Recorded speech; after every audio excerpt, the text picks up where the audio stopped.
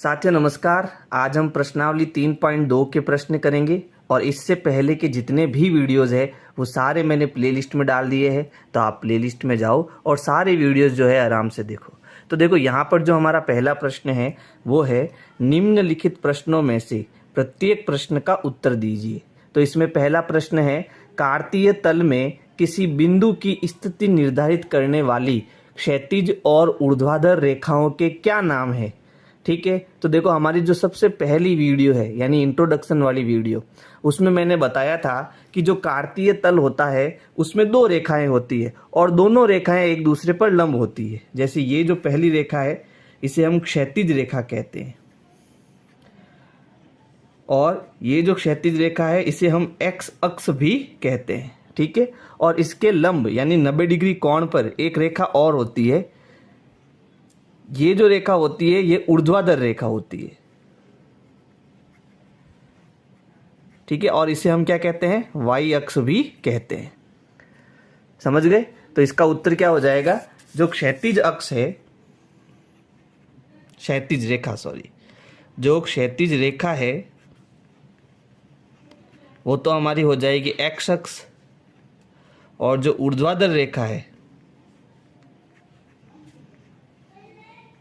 वो हमारी क्या हो जाएगी, वाई अक्ष। दूसरा प्रश्न है इन दो रेखाओं से बने तल के प्रत्येक भाग के नाम बताइए। यानी जो ये हम एक्स अक्ष और वाई अक्ष ले रहे हैं, ठीक है, तो इससे कितने तलों का निर्माण हो रहा है। ठीक है, उसका क्या नाम है वो हमें बताना है। जैसे यहाँ पर देखो इसमें 4 भाग बन रहे हैं, ये पहला भाग, ये दूसरा भाग, ये तीसरा भाग और ये चौथा भाग। और इन सभी भागों को हम क्या कहते हैं, चतुर्थांश कहते हैं। क्या कहते हैं, चतुर्थांश। तो हमारा उत्तर हो जाएगा चतुर्थांश। तो हमारा उत्तर हो जाएगा क्षैतिज और ऊर्ध्वाधर रेखाओं द्वारा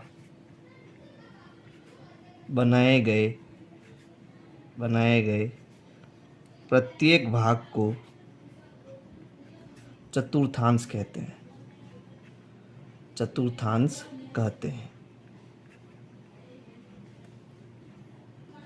प्रश्न 3 है उस बिंदु का नाम बताइए जहां ये दो रेखाएं प्रतिच्छेद करती है।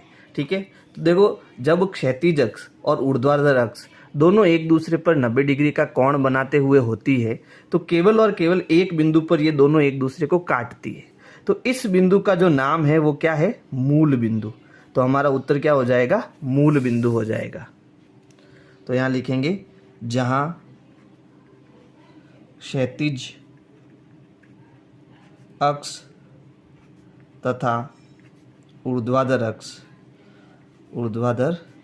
अक्ष प्रतिच्छेद करती है उस बिंदु को मूल बिंदु कहते हैं। मूल बिंदु कहते हैं। प्रश्न संख्या 2 है आकृति 3.14 देखकर निम्नलिखित को लिखिए। यानी यहाँ पर जो है एक कार्तीय तल है और इसके अंदर जो हमें कुछ बिंदु दे रखे हैं, इन बिंदुओं के हमें क्या बताने हैं, निर्देशांक। तो देखो किसी भी बिंदु के निर्देशांक कैसे बताते हैं, तो यहाँ पहला है बी बिंदु का निर्देशांक हमें बताना है। ठीक है, तो इसके लिए आपको क्या करना है, मूल बिंदु से पहले एक्स अक्ष पर चलना है और फिर वाई अक्ष पर चलना है। यानी पहले क्षैतिज चलना है, अगर बिंदु इधर है तो इधर चलना है, बिंदु इधर है तो इधर चलना है। कहाँ से चलना है, मूल बिंदु से। अगर बिंदु ऊपर है तो ऊपर जाना है और बिंदु नीचे है तो नीचे जाना है। यानी पहले क्षैतिज चलना है फिर ऊर्ध्वाधर चलना है। ठीक है, तो यहाँ पर बात हो रही है बिंदु बी की। तो ये बिंदु बी कहाँ है, तो मूल बिंदु से हम बाईं ओर जाएंगे। कहाँ तक जाएंगे, जहाँ पर ये बिंदु है। तो ये बिंदु कहाँ है, -5 पर है। यानी एक्स अक्ष पर ये कहाँ पर है, -5 पर है। अब -5 से कितना ऊपर है, तो ऊपर की ओर जाएंगे तो देखो ये कहाँ पर आया, +2 पर आया। ठीक है, तो इसके निर्देशांक क्या हो गए, -5 और 2। यानी मूल बिंदु से पहले -5 चलेंगे फिर ऊपर +2 चलेंगे। यानी पहले हमें x चलना है फिर y चलना है। यही निर्देशांक ज्ञात करने का तरीका होता है। ठीक है, तो बिंदु B के निर्देशांक क्या हो जाएंगे, -5 और 2। ये हमारा उत्तर हो जाएगा। दूसरा है सी के निर्देशांक। तो सी कहाँ है, देखो यहाँ पर है, ठीक है। तो पहले हम मूल बिंदु से किधर जाएंगे, दाईं ओर जाएंगे। तो यहाँ से ये कितने कदम दूर है, 5 कदम दूर है। तो एक्स अक्ष हमारा कितना हो गया, 5। और वाई के निर्देशांक क्या हो जाएंगे, तो यहाँ से नीचे की ओर जाएंगे जहाँ पर बिंदु है, ठीक है। तो यहाँ कहाँ पर आ रहा है, -5 पर। तो इस बिंदु के निर्देशांक क्या हो गए, 5, -5। तीसरा है निर्देशांक -3 और -5 द्वारा पहचाना गया बिंदु कौन सा है, ये हमें बताना है कि ये -3 और -5 किसके निर्देशांक है। तो देखो यहाँ एक्स अक्ष हमारी क्या है, -3। तो मूल बिंदु से माइनस के जो निर्देशांक है वो किधर होते हैं, बाईं ओर होते हैं। तो हमें बाईं ओर -3 तक चलना है, -1, -2 और -3। फिर हमें y कितना जाना है, -5, और माइनस का 5 नीचे की ओर होता है, ठीक है। तो हम 5 कदम नीचे जाएंगे। तो ये बिंदु हमें कौन सा मिलेगा, बिंदु E मिलेगा, ठीक है। इसके x के जो निर्देशांक है वो है -3 और y के जो निर्देशांक है वो है -5। तो ये हमारा बिंदु क्या हो गया, बिंदु E हो गया, और E हमारा उत्तर हो जाएगा। चौथा देखो, निर्देशांक 2-4 द्वारा पहचाना गया बिंदु कौन सा है वो बताना है। तो x अक्ष पर है +2, तो मूल बिंदु से हम दाईं ओर जाएंगे, कितने कदम, 2 कदम, 1, 2।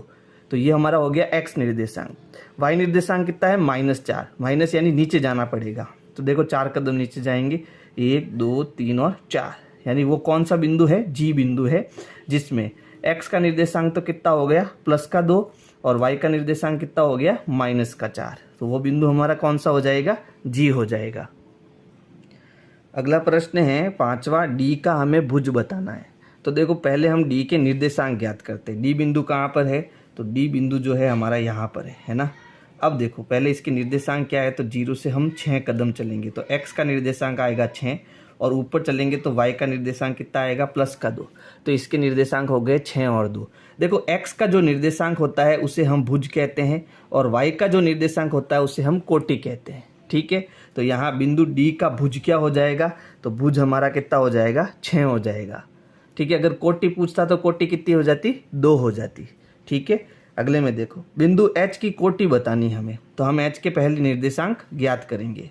तो यहाँ मूल बिंदु से इधर ये कितना कदम जा रहा है, -5 जा रहा है x पर, और y पर नीचे कितना जा रहा है, -3 जा रहा है। तो x निर्देशांक हो गया -5 और y निर्देशांक हो गया -3, और भुज हमारा क्या होता है, x, और कोटि हमारी क्या होती है, y।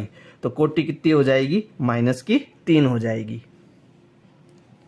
अगले प्रश्न में हमें बिंदु L के निर्देशांक बताने हैं। तो देखो L कहाँ है, यहाँ पर है L बिंदु, ठीक है। तो यहाँ पर देखो पहले हम x चलेंगे। अब देखो x पॉइंट कहाँ है, यहाँ पर है। तो ना तो पॉइंट यहाँ जा रहा है ना उधर जा रहा है, यानी 0 पर ही है। तो x का जो निर्देशांक है वो हमारा क्या हो गया, 0। लेकिन y का निर्देशांक ऊपर की ओर कितने कदम जा रहा है, 5 कदम। तो y का निर्देशांक क्या हो गया, 5। तो बिंदु L के जो निर्देशांक है वो क्या हो जाएंगे, 0,5 हो जाएंगे। अंतिम है बिंदु M के निर्देशांक। तो यहाँ देखो M हमारा यहाँ पर है ना। और देखो पहले हमें x का निर्देशांक बताना है। तो x पर ये कितना कदम जा रहा है, -3 जा रहा है। लेकिन y पर ना तो ऊपर जा रहा है ना नीचे जा रहा है। इसका मतलब y पर ये कहाँ पर है, 0 पर ही है। तो इसके निर्देशांक क्या हो गए, -3,0। तो ये प्रश्नावली हमारी कंप्लीट हुई। अगर मेरी वीडियोज़ आपको पसंद आई तो लाइक करो, सब्सक्राइब करो, शेयर करो, कमेंट करो। Thank you. विनय क्लासेज की प्लेलिस्ट के लिए आपको YouTube के सर्च में जाना है, ऊपर लिखना है विनय क्लासेज और सर्च करना है। इसमें आपको मेरा चैनल दिखाई देगा, चैनल में आपको जाना है। इसके बाद में यहाँ पर देखो होम, वीडियोज़ और प्लेलिस्ट का ऑप्शन है। तो इस प्रकार से आप मेरी प्लेलिस्ट पा सकते हैं।